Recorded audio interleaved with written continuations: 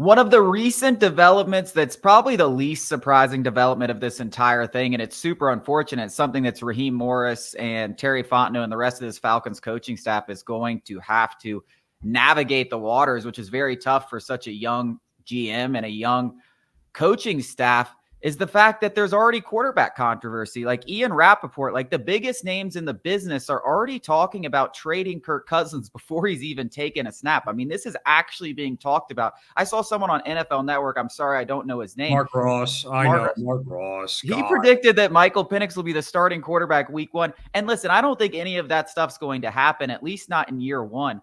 But the fact is, this is going to be the storyline surrounding the Falcons, and it's inevitable as long as the two guys are in the building. You never want to self-initiate a quarterback controversy. It's bad it's good for being relevant. It's bad for football business, right?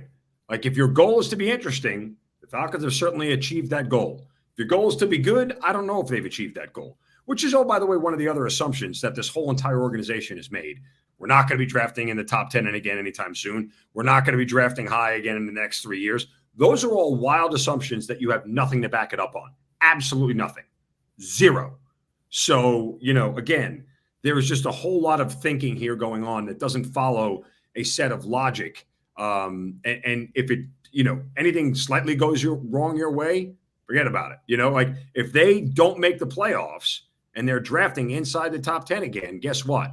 Nobody in the media should ever let them live it down because you were bold enough to say it. That means you have to be bold enough to wear it when it doesn't work that way.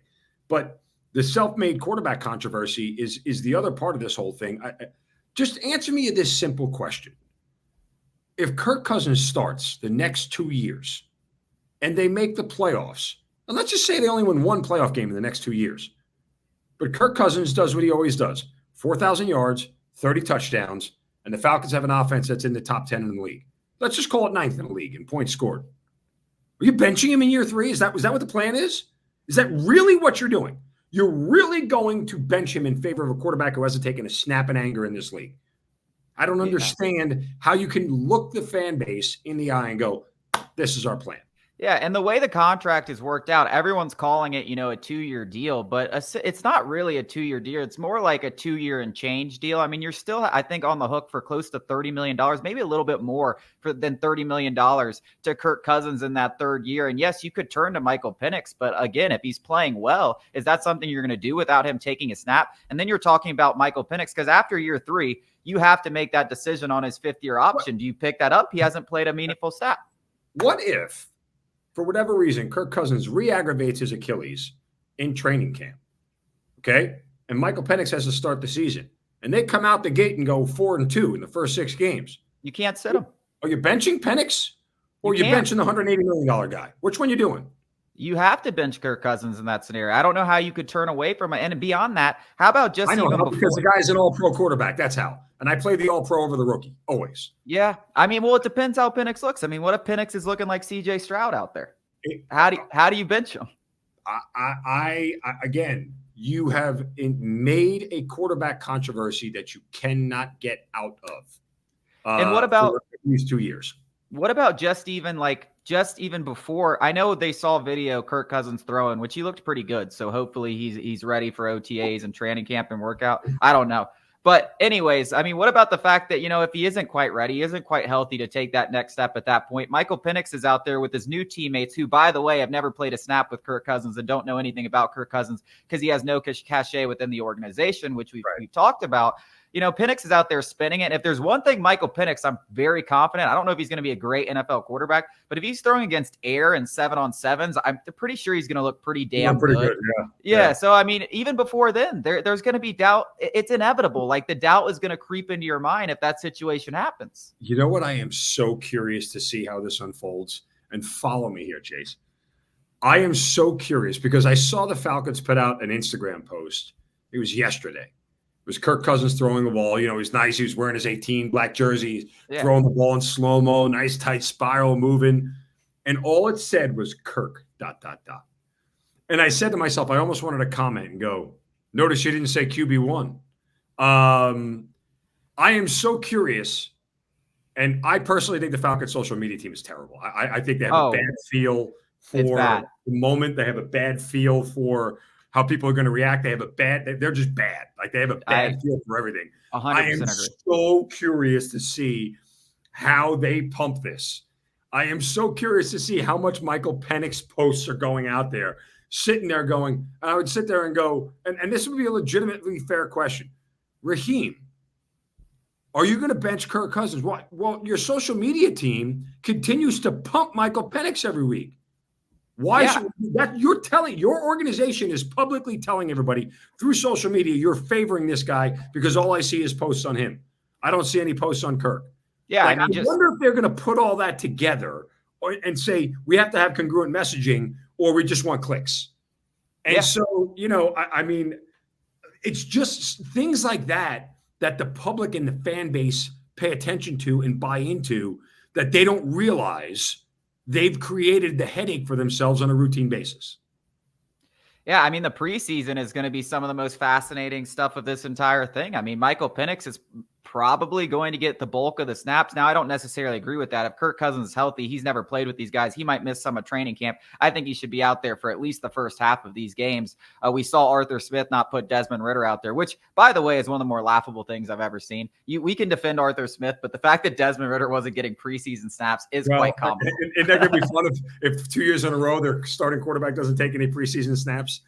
And Michael Penix goes out there and the highlights. I mean, talk about the social media highlights of that. He starts throwing, buzzing downfield shots to Drake London or Kyle Pitts or whoever's playing out there with them. I mean, the noise is going to be incredible, man. It's not going to stop. I don't know how they're going to navigate these waters, which is insane to do. I mean, you'd think as a rookie head coach, first time getting this opportunity after so many rounds of interviews and Raheem Morris since he was with the Bucs, over a decade ago, and he immediately throws himself into this fire that I don't think any coach would ever wish upon themselves, which I don't know if it's stupidity or if it's conviction. I'm kind of stuck in the middle.